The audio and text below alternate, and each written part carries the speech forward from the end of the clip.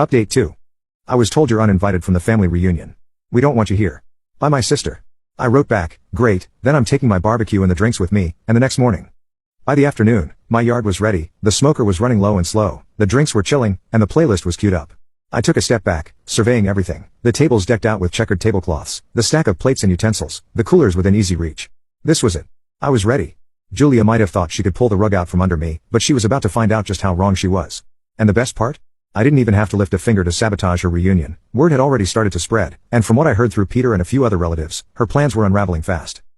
The first message from Peter came through around 3 o'clock in the afternoon, just as I was checking on the smoker. Dude, this reunion is a disaster, I chuckled, flipping a rack of ribs. Another text popped up a few minutes later. The food's a mess. They've got burnt burgers and overcooked chicken. No drinks except warm soda. Everyone's complaining.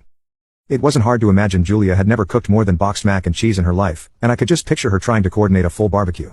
I let out a slow, satisfied breath, feeling a weight lift off my shoulders.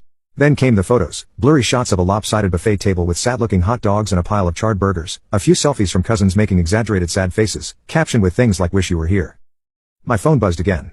Peter was on a roll, someone forgot the ice, and there's no music. Aunt Marie is trying to play something on her phone, but it's just her 80s playlist on loop. I nearly dropped the tongs laughing. My backyard was alive with sizzling meat, the clink of ice in glasses, and classic rock filling the air. Meanwhile, the reunion sounded like a scene out of a sad sitcom. Then I got a call. It was Peter. I picked up, wiping my hands on a towel.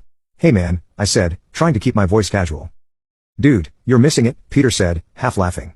"Julia is losing her mind. She tried to act like everything's fine, but people are leaving, they're heading to your place. She's furious."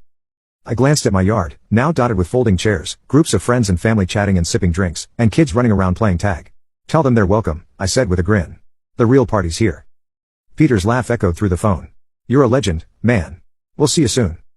I hung up and took a long sip from my lemonade, feeling a deep, satisfying calm settle over me. The best revenge wasn't loud or dramatic, it was watching everything I'd built flourish while her plan fell apart. Not long after Peter's call, the first wave of families started trickling into my backyard. They arrived with awkward smiles, offering plates of sides and desserts as if they needed to apologize for being there. I greeted them with a warm grin and a wave of the tongs, flipping the ribs to let them see the caramelized crust forming on the meat. "You made the right choice," I said with a wink, handing a beer to one of my cousins.